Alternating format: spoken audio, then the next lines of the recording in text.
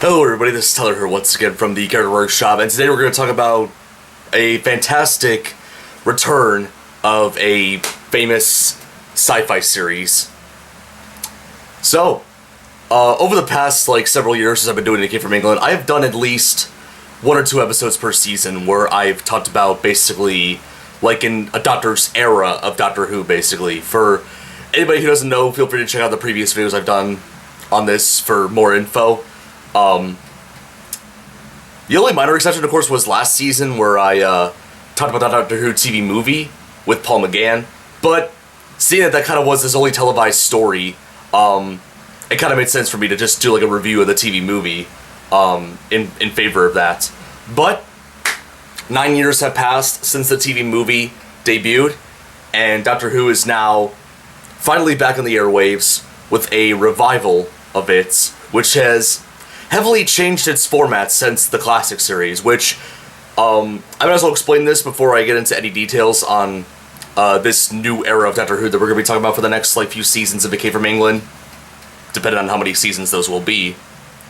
So, the way Classic Who worked, basically each individual episode was 25 minutes long, and basically an entire serial or story would, on average, take place about 4 to 6 episodes each. Some less, some more, but 4 to 6 episodes is the average. The only exception to this was season 22, where individual episodes were 45 minutes instead, and the stories in season 22 were two-parters for the most part. Except for the Two Doctors, which was 3 parts, ironically, despite the title.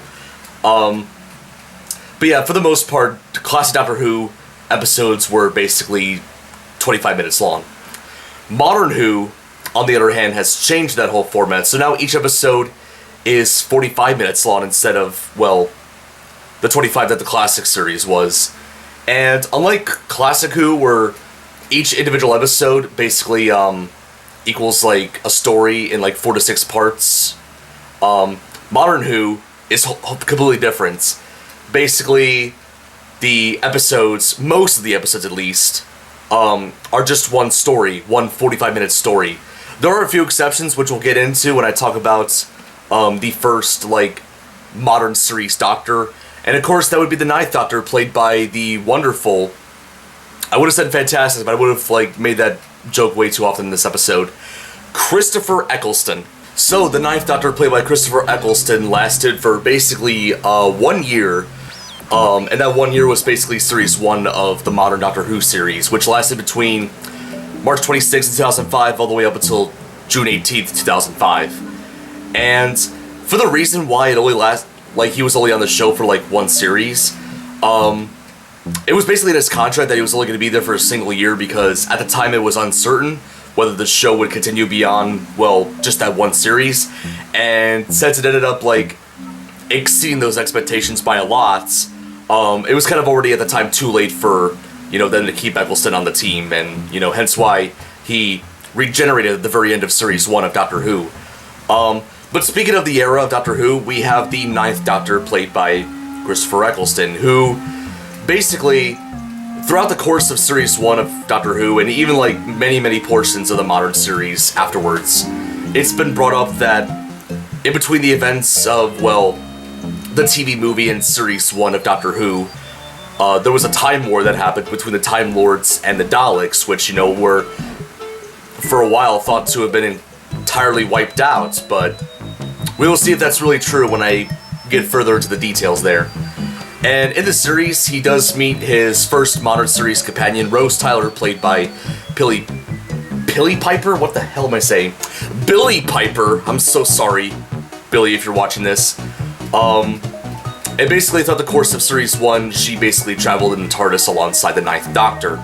And over the course of the series, he meets a variety of other characters, including Rose's mother, Jackie Tyler, and also her previously, used to be boyfriend, but is now ex-boyfriend by the end of Series 1, Mickey Smith, played by Noel Clarke.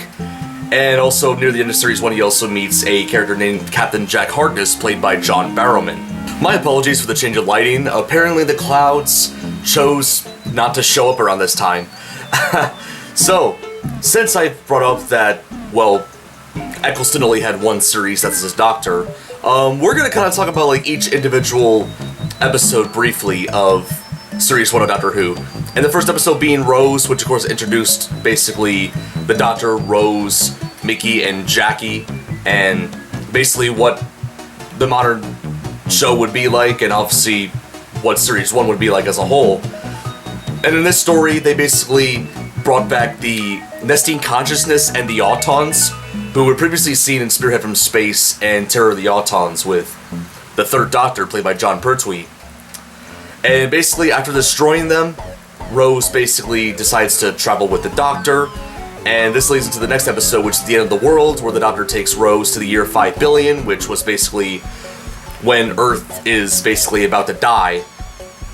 And next episode would be The Unquiet Dead, where they travel back to 1869 with Charles Dickens in there, involving basically some people being, dead bodies being possessed by spirits, basically.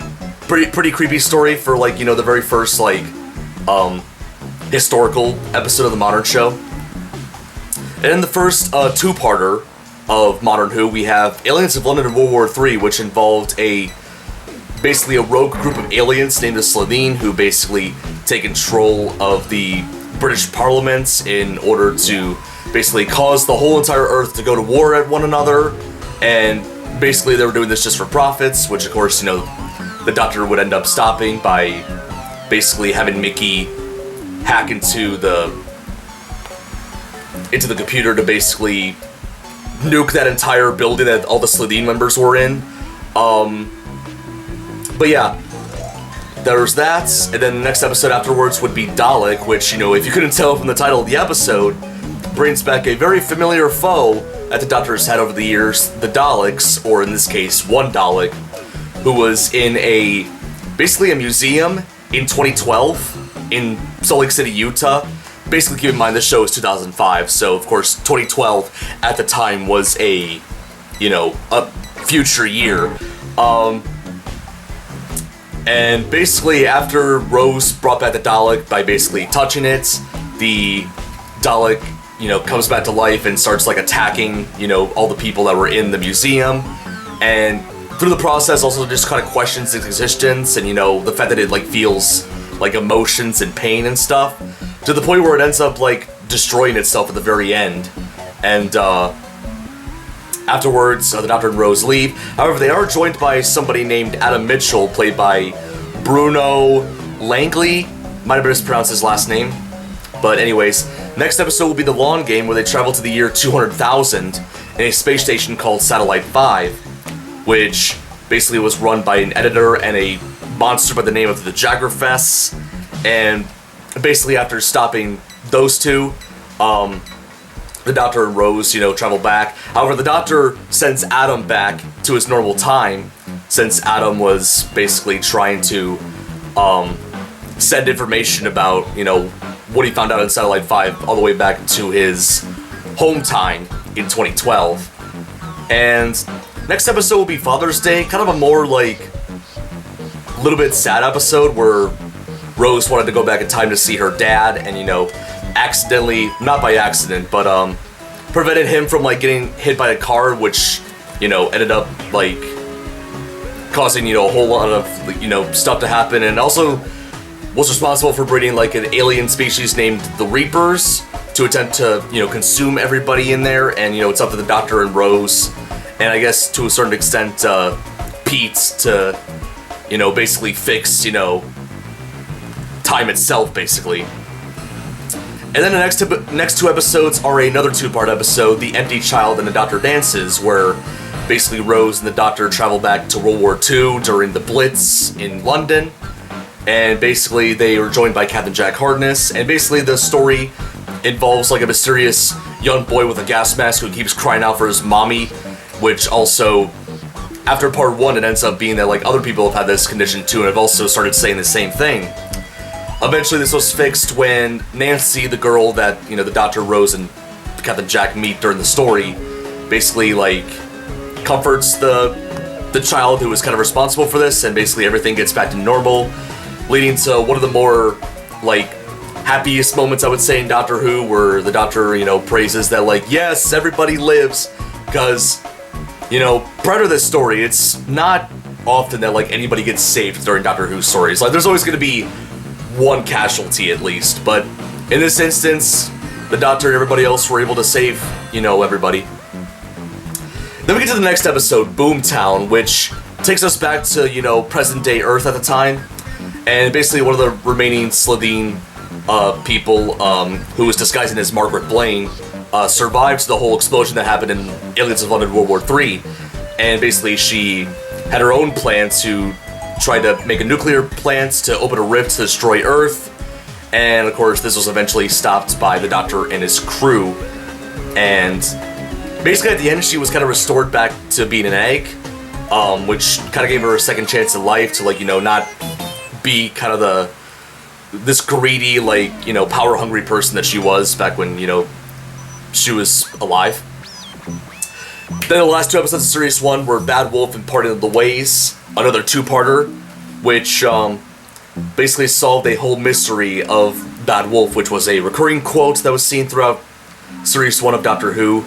And basically at the very end, what I should say first, basically the story takes place once again on Satellite 5, but it's like, I believe it was 500 years later, and basically the Daleks have now kind of come back to full force. They are now like a group again, unlike in Dalek where it was just one Dalek. And basically they had plans on, what else, like, conquering Earth. However, this was eventually destroyed thanks to Rose, who was sent away by the Doctor because the Doctor didn't want her to get, like, hurt during this. However, she, along with the help of Mickey and Jackie, went to, basically, Rose was able to get to the TARDIS again and travel back and, basically got the power of the TARDIS in her and kind of became Bad Wolf and, like, destroyed all the Daleks and brought Captain Jack back to life, who died at one point during Parting of the Ways, keep in mind. The Doctor eventually grabbed Rose, took all the energy out of her, and basically because that energy was, like, so intense for him, he then at the very end of that episode regenerated into the 10th Doctor, played by David Tennant. So yeah, that was the entirety of Series 1 of Doctor Who. Now keep in mind, I'm not going to do this for, like, subsequent Doctor overviews in the near future, because, well, Eccleston only had that one series, while basically every other Doctor after him has had, like, 3 series each. Well, except for 14, for the 60th, but anyways, so that was Series 1 of Doctor Who, Eccleston's 1 year of being the Doctor, and I gotta say, really, really good. Great start to a revival of Doctor Who. Like, honestly, there's not very many bad episodes in there. Like, I think every episode in here, to a certain extent, is pretty good. Even The Unquiet Dead, which is probably the one episode in this series that I'm least interested in, because, well, I usually don't always understand what's going on in it, but even The Unquiet Dead's pretty interesting to watch. But yeah, I don't think there's really a single, like, stinker in Series 1. But yeah, Series 1's great. 9th Doctor by Eccleston, love this portrayal of the Doctor. Like, he's definitely, like, one of the best Doctors out there. I need to eventually do, like, a ranking of all the Doctors at some point. I may do that for the 60th anniversary of Doctor Who this year. Let me know in the comments if you guys want to see that.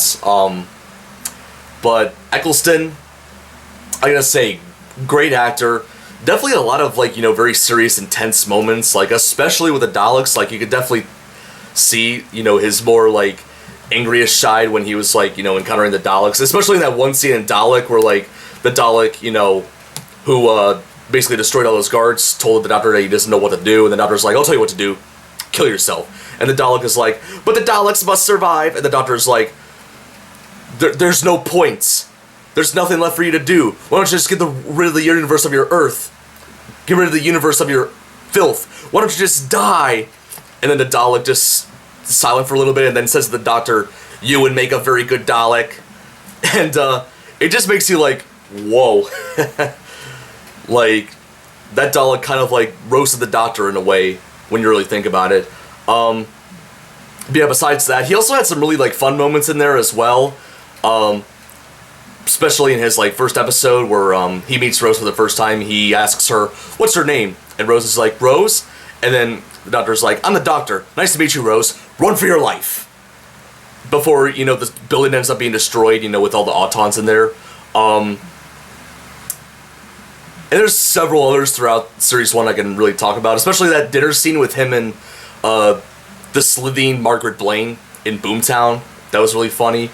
Oh yeah, Aliens of London at the very end of that episode where, like, one of the other slithing members, like, while they were disguised as a human, like, kind of farted during the speech while the doctor's, like, trying to explain to everybody what's going on. He turns to them and he's like, would you mind not farting while I'm trying to save the world? So many, like, you know, funny and serious moments with him. It really balances out. Like, people say, like, oh, the Ninth Doctor's, like, very serious. But, like, no. He's got his fair share of humor in there. But yeah, overall, love Eccleston as the Doctor. And as for the other characters themselves, I really liked Billie Piper as Rose. She was a really cool companion. Mickey Smith, her ex-boyfriend, kind of meh, to be honest. I mean, probably my favorite moment of him was probably in Part of the Ways where he basically, as a way to, like, you know, help Rose try to open the TARDIS, he, like, got, like, a pickup truck or something and, like, you know, try to, you know, pull the doors of the TARDIS open to get her, like, inside. And also Jackie even helped out with that as well. Actually, no, now that I think about it, I think Jackie even, like, did that whole truck thing, actually, and not Mickey. But either way it goes, they both still helped Rose, even though they both of them as characters did not really like the Doctor that much. They kind of, like, you know, were like, oh, you've taken, like, the best thing in our lives away, like, you know, yeah, but it is really nice to change of hearts between the two characters just to see them help Rose try to get back to the Doctor. And I also forgot to mention the very obvious newbie of Doctor Who, Captain Jack Harkness, played by John Barrowman. He's a lot of fun. Definitely the funnest character in Series 1 of Doctor Who, besides, well, the Doctor himself. Especially in a moment where Bad Wolf, where he was, like, stuck in a What Not to Wear parody show where the two robots were trying to, like, you know, cut off his face, and he was like, I wouldn't do that, ladies. And they were like, but you're unarmed, and you're naked. And he pulls out, like, a gun, and they're like, oh, that's a compact pistol deluxe. Where were you hiding that? And then Jack is like, you really don't want to know. Like, Series 1 of Doctor Who overall is just really fun. Had some really intense moments, especially with, like, the Daleks, and even, like, the Empty Child and Doctor Dances. Overall, very good series. Highly recommended. If I was to give Series 1 a score, I would probably give it, like, I would say 9.5 out of 10 alone. The only reason why I'm giving it, like, a 0.5 score off is because of Unquiet Dead, but almost a perfect series of Doctor Who. And kind of a shame Eccleston only had that one series, but, you know, due to behind-the-scenes stuff, it kind of makes sense. Also glad that he's kind of, like, gone back and, like, played the Ninth Doctor in Big Finish audio plays now. And, of course, this isn't the end for Rose, Jackie, and Mickey. They were, of course, later to be seen with the 10th Doctor played by David Tennant, which we will talk about in a future episode. But yeah, that was the Eccleston era of Doctor Who, the 2005 era of Doctor Who, basically. Well, minus Tennant's first episode, Christmas Invasion. But we'll get to that when we get to that. Yeah, hopefully you guys enjoyed it. I would definitely recommend Series 1 of Doctor Who for anybody who needs to, you know, is interested in Doctor Who. Obviously, you know, start off with, you know, this one. Unless you want to go back to Classic Who, that's fine. But, like, honestly, for, like, a more modern audience, this is definitely, like, a perfect introduction to the show. And if you're not a fan of black and white, you know, there's that. You know, Series 1 is a perfect start. But yeah, that's about it for my discussion of the Christopher Eccleston era of Doctor Who. Hopefully you enjoyed it. If you did, feel free to give it a like and subscribe to the channel if you want to see more episodes of OK from England or just mediocre plush content in general. Be sure to turn on a notification bell so you get notified each time I upload a new episode of OK from England or any of my other shows. Leave a comment down below, let me know what you think. That is about it. This is time from the Character Workshop. Signing out. Next episode is the Season 7 finale, and we're going back to Season 2 of Classic Who. Talking about a story that has 2 missing episodes. Neither of them have been animated, but they are available to watch in one other formats. So you know what? As per usual, I gotta get my Season 2 box set out. Time to use you once again, buddy.